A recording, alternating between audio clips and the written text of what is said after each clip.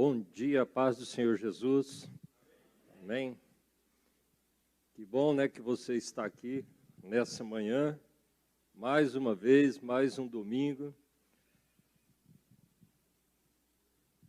Esses dias eu li uma frase num livro que dizia assim,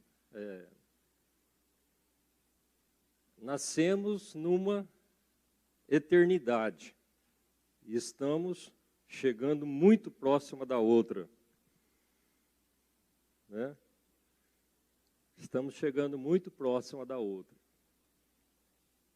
Então, às vezes a gente fala aqui, né, todo domingo, que bom que nós estamos aqui, né, mais esse domingo, mas não pode esquecer que nós estamos chegando pertinho da outra eternidade.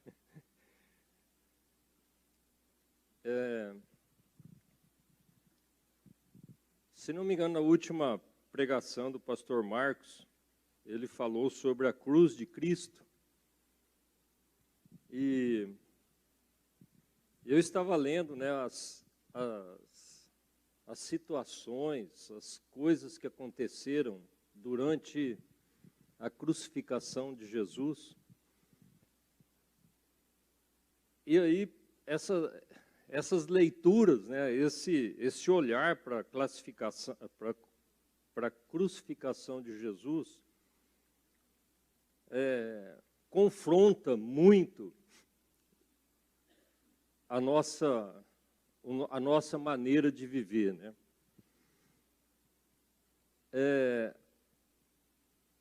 Bom, antes de eu falar, vamos ler um pedacinho? Lucas, os 4 evangelhos, eles falam da crucificação de Jesus. Mas vamos ler Lucas 23. Cada um deles fala algo, às vezes, um pouco, não diferente, mas acrescenta algumas citações que tem em um e não tem no outro. Mas vamos ler somente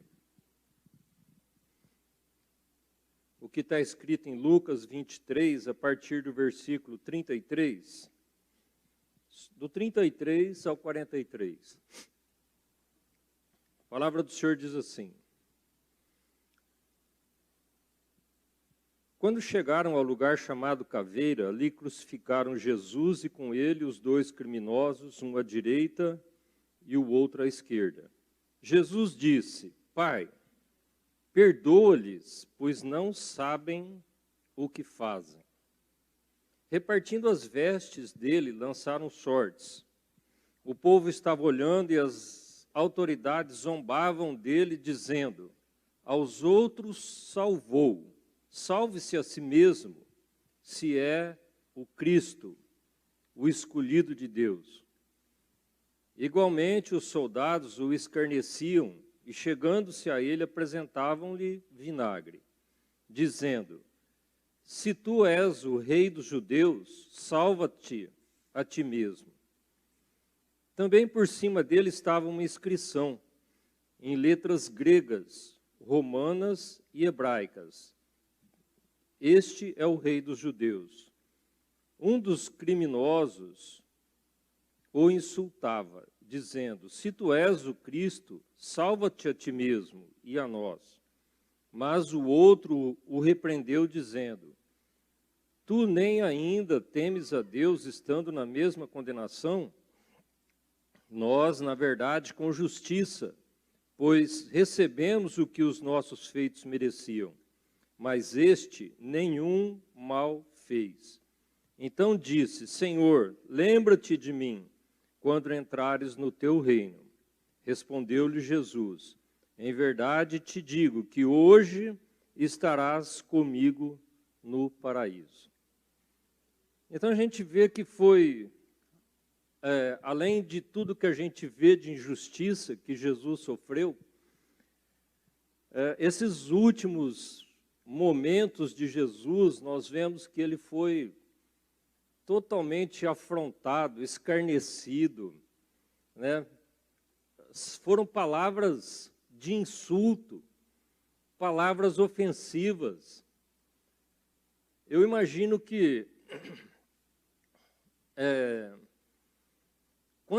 quantas pessoas, quantos momentos da palavra que a gente vê que grandes multidões.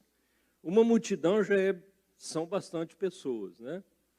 Agora, grandes multidões, em vários lugares a gente vê na palavra dizendo que grandes multidões seguiam Jesus.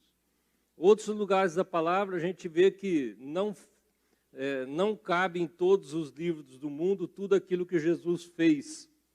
Se não me engano, é lá em João. Tudo que Jesus fez pelas pessoas.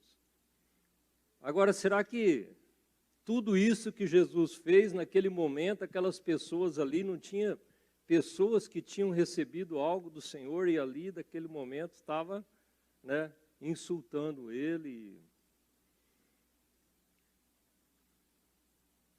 E aí a gente vê essas palavras de Jesus aqui, naquela agonia que ele estava sentindo. Se um dia você puder procurar estudar como foi a dor de Jesus, como que é a dor de uma pessoa pendurada na cruz, né? A dor era tão grande que no final da crucificação, eles iam lá e quebravam a perna das pessoas para que eles morressem mais rápido, né? Porque senão o sofrimento se prolongava tanto que eles não tinham dó de crucificar, mas tinha dó dele estar lá crucificado e agonizando. Aí eles iam, quebravam a perna das pessoas, aí ele não tinha mais como se sustentar e morria mais rápido. E naquela situação, Jesus ainda olha para as pessoas e fala assim: Pai, perdoai-os, eles não sabem o que fazem. Naquele momento de agonia, né, falando palavras de insulto de um lado, ele ainda ouve o outro na cruz, né, e ainda fala para o outro assim: hoje mesmo estarás comigo no paraíso. E de tudo isso que eu quero dizer é que eu tenho pensado bastante como que é o meu comportamento diante do dia a dia que a gente vive em relação às pessoas, em relação ao meu eu, aquilo que eu penso, aquilo que eu sinto, aquilo que eu acho que é certo e o que eu acho que as pessoas deveriam ser comigo. Em qual momento da minha vida, do meu dia a dia, que eu tenho considerações com o próximo, com as pessoas que estão dentro da minha casa, com a minha esposa, com os meus filhos, das mesmas considerações que Jesus teve com essas pessoas lá na cruz.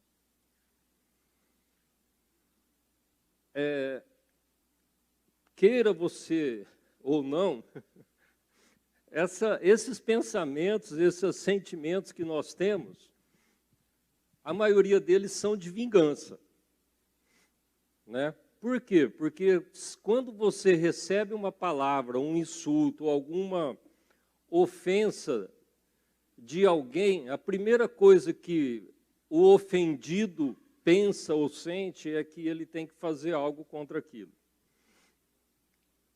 Às vezes você pensa: não vai ficar assim não, isso eu não fiz, eu não sou culpado disso, as coisas não são dessa maneira, eu não aceito.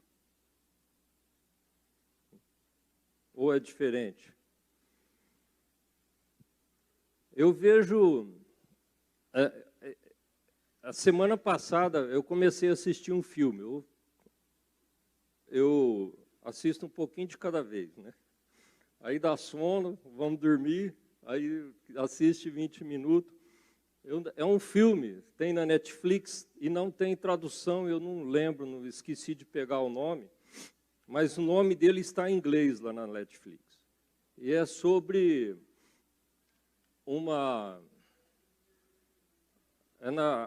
esse filme acontece na Carolina do Norte, nos Estados Unidos, e é em relação àquela seita Ku Klux Klan, né?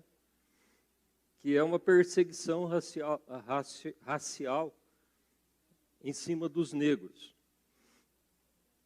E você começa a assistir o filme, ver aquela separação, né, que as crianças negras elas não podem se misturar com as brancas, e que aquela cidade toda é voltada contra os negros. Mas vai dando uma raiva dentro da gente que você já quer pensar no fim do filme que aquilo lá vai ter uma vingança em cima daquele povo. Né? Você vê a situação de humilhação daquelas pessoas. Né? Às vezes um negro entra num determinado lugar, as pessoas que estão já olha, vira assim, não quer escutar a pessoa falar. Né? E aquilo revolta a gente. E como revolta. E aí o que você sente lá como, né, você está assistindo o filme, você está tendo emoções. Não é? Você vai julgando as coisas que você vê. A primeira coisa que você quer é que, não, esse fim de filme aqui tem que ter uma vingança, tem que ter uma... A gente já começa a decretar, né? Aquilo que... Tem um outro fato que aconteceu também em 1984. Né? Muitos aqui nem eram nascidos. Uma pessoa chamada Bernard Hugo Gortz, nos Estados Unidos, ele, no metrô de Nova York, ele matou 4 pessoas que ele achava que iam assaltá-lo. Né? Então, você pode procurar na internet que você vai ver a história toda. 4 pessoas. E ele se tornou um herói nacional. Né? Porque as pessoas apoiaram ele.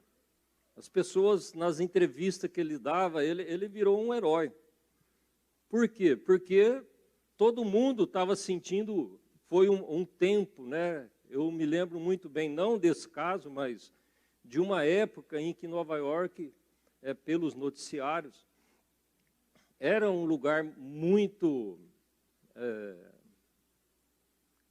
sem lei, vamos dizer assim. Aquelas coisas que a gente vê geralmente em filme. E por que houve essa manifestação? Porque as pessoas sentiam-se da mesma maneira. Né? Aquilo lá foi, eu tenho medo de ser assaltado, eu tenho medo de ser roubado. Então, o que aquela pessoa fez é o que eu gostaria de fazer. Então, é por isso que teve tanta manifestação. E o que eu queria dizer essa manhã é o que está lá escrito em Pedro, 1 Pedro 2:23, que eu gostaria que...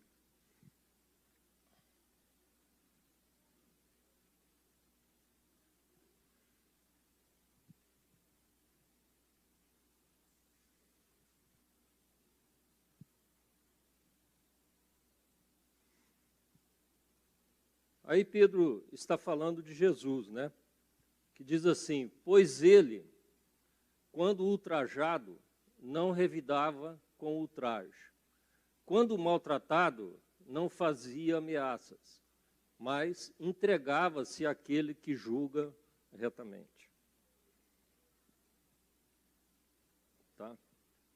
Se você quiser uma forma diferente, né, de entender isso daí, é só pensar assim, ó, quando eu for injustiçado de qualquer maneira, eu vou entregar meu caso para Deus. Tá? Eu vou entregar que o Senhor, Ele vai fazer justiça sobre isso. Né? Aí nós vamos começar a ser um pouco parecidos com o Senhor. Porque tem muitas coisas que nós aprendemos, que nós queremos, decidimos na nossa vida a gente seguir aquele caminho. Né? Mas quando chega nas decisões que vão contra a nossa própria pessoa, a gente começa a ter barreira. A gente começa a querer não aceitar. E eu acho que quando nós falamos de cristianismo, nós estamos seguindo um mestre, né? E esse mestre, ele teve atitudes totalmente opostas àquela que o nosso eu pensa que é. E é isso que eu queria te convidar nessa manhã a pensar nisso. A pensar mais na relação você, o teu próximo e o que o Senhor espera que você faça. Amém? Vamos ficar de pé.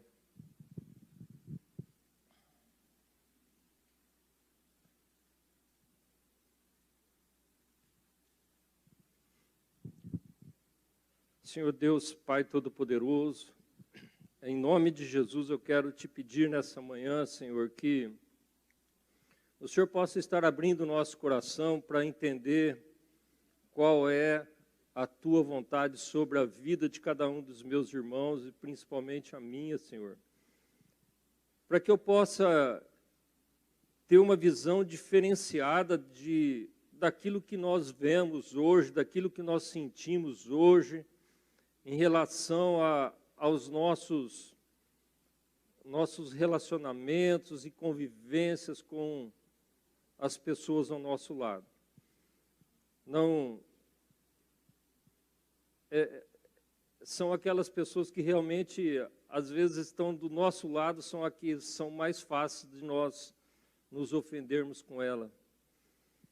Então, eu queria te pedir, ó Pai, que cada um daqui, Senhor, possa refletir mais nesses teus momentos de crucificação, nesses teus momentos, Senhor, que até o último instante da tua vida, Pai, tem algo completamente diferente daquilo que nós sentimos ou pensamos. Que possa haver essa transformação em nós, que possa haver esse entendimento em nós, que nós possamos olhar as situações da tua maneira, não da nossa, Senhor. E que nós possamos ser realmente transformados conforme a tua vontade. É isso que eu te peço nessa manhã, em nome de Jesus. Amém, Pai. Amém. Vamos dividir as classes.